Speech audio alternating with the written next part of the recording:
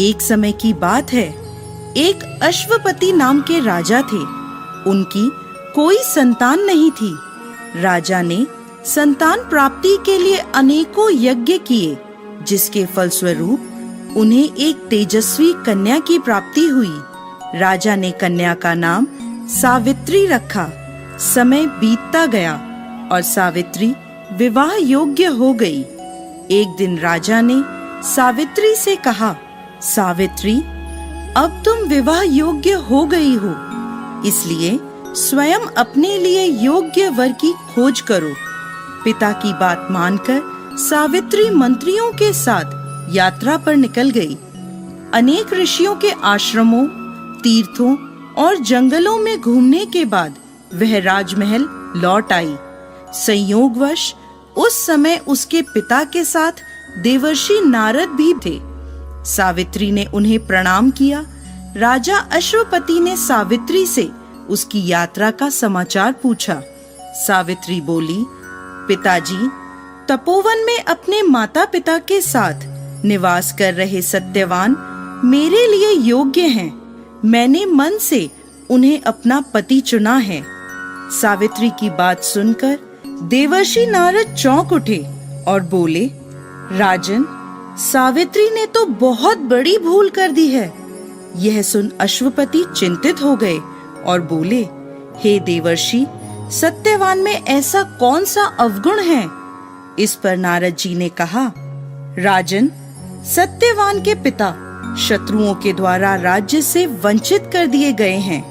वह वन में तपस्वी जीवन व्यतीत कर रहे हैं और अपनी दृष्टि खो चुके हैं।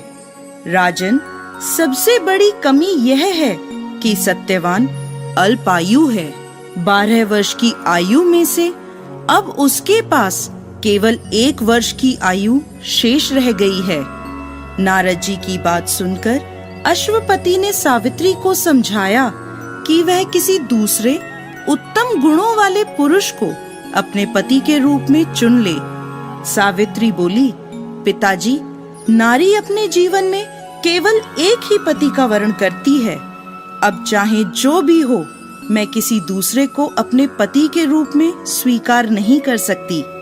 पुत्री की हठ के आगे पिता विवश हो गए और सावित्री का सत्यवान के साथ पूरे विधि विधान से विवाह करा दिया गया। विवाह के पश्चात सावित्री अपने पति और सास ससुर के साथ वन में रहने लगी। जैसे जैसे समय बीतता जा रहा था, सावित्री के मन का भय बढ़ता जा रहा था। नारद जी के कहे अनुसार जब उसके पति की आयु मात्र 4 दिन बची, तब सावित्री ने 3 दिन पहले से व्रत रखना प्रारंभ कर दिया। अंततः वह दिन भी आ पहुंचा जब सत्यवान की मृत्यु निश्चित थी। चौथे दिन जब सत्यवान लकड़ियां लेने वन को जाने लगा, तब सावित्री बोली, हे नाथ, मैं भी आपके साथ वन को चलूंगी। सत्यवान के मना करने पर भी वह सास ससुर की आज्ञा लेकर अपने पति के साथ वन को चली गई। वन में सत्यवान ने जैसे ही पेड़ से लकड़ी काटना शुरू करा, उसके सर में असहनीय पीड़ा होने लगी और वह पेड़ से उतर गया। सावित्री समझ गई कि उसके पति का अंत समय निकट है, अतः उसने अपने पति का सर अपनी गोद में रख लिया। लेटने पर सत्यवान अचेत हो गया। सावित्री चुपचाप आंसू बहाती ईश्वर से प्रार्थना करने लगी। तभी उसे लाल वस्त्र पहने भयंकर आकृति वाला एक पुरुष दिखाई दिया। वह साक्षात यमराज थे। सावित्री बोली, महाराज, आप कौन हैं? यमराज ने उत्तर दिया, सावित्री, मैं यमराज हूँ और तुम्हारे पति के प्राण हरने आया हूँ। सावित्री बोली, प्रभु, सांसारिक प्राणियों को लेने तो आपके दूत आते हैं, क्या कारण है कि आज आपको स्वयं आना पड़ा? यमराज ने उत्तर दिया, सावित्री, सत्यवान धर्मात्मा तथा गुणों का सागर है। मेरे दूत इन्हें ले जाने के योग्य नहीं हैं, इसलिए मुझे स्वयं आना पड़ा। ऐसा कहकर यमराज ने सत्यवान के शरीर से प्राणों को निकाला और उसे लेकर वह दक्षिण दिशा की ओर यमलोक को जाने लगे। सावित्री भी उनके पीछे पीछे चल दी। सावित्री को अपने पीछे आता देख यमराज बोले, सावित्री, तुम मेरे पीछे कहाँ आ रही हो? सावित्री बोली, मेरे पति जहाँ जाएंगे मैं भी वहीं जाऊंगी, यही मेरा धर्म है। यमराज के बहुत समझाने पर भी सावित्री नहीं मानी। उसके पतिव्रता धर्म की निष्ठा को देखकर यमराज बोले, तुम अपने पति के बदले कोई भी वरदान मांग लो। सावित्री ने अपने दृष्टिहीन सास ससुर की आंखें मांगी और यमराज ने तथास्तु कहा और आगे चले। फिर से सावित्री उनके पीछे पीछे चल दी। तब यमराज ने सावित्री से कहा, एक और वर मांग लो। तब सावित्री ने अपने सास ससुर के राज्य को वर के रूप में मांग लिया और यमराज ने तथास्तु कहा और आगे चल दिए। सावित्री फिर भी यमराज के पीछे चलने लगी।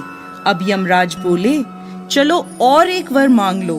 तब सावित्री ने अपने पिता के लिए 100 पुत्रों का वरदान मांगा। यमराज ने तथास्तु कहकर सावित्री को वापस लौटने को कहा, लेकिन सावित्री नहीं मानी और फिर उनके पीछे चल दी। अब यमराज बोले, सावित्री, तुम मुझसे अपने पति के प्राणों के अलावा कोई भी वरदान मांग लो। तब सावित्री ने वर मांगा कि उसके सत्यवान से 100 पुत्र प्राप्त हों। इस बार भी यमराज तथास्तु कहकर आगे बढ़ने लगे, परंतु सावित्री फिर उनके पीछे चल दी। अब यमराज बोले, मैंने तुम्हें सभी मनवांछित वर दे दिए, अब तुम लौट जाओ। तब सावित्री बोली, महाराज, आपने मुझे सत्यवान से 100 यशस्वी पुत्रों का वरदान दिया है और सत्यवान के बिना पुत्र कैसे संभव होगा? ऐसा कहकर सावित्री ने यमराज को उलझन में डाल दिया। तब यमराज बोले, सावित्री, मैं तुम्हारी पतिव्रता धर्म से प्रसन्न होकर सत्यवान के प्राण छोड़ रहा हूँ और साथ साथ तुम्हें आशीर्वाद देता हूँ कि तुम्हारी यह कहानी युगों युगों तक सुनाई जाएगी। यह कहकर यमराज ने सत्यवान के प्राण छोड़ दिए और यमलोक को लौट गए। तब सत्यवान और सावित्री अपनी कुटिया में पहुँचे। वहाँ उनके माता पिता की आंखों की दृष्टि भी लौट आई थी और उन्हें अपना खोया हुआ राज्य पुनः मिल गया था।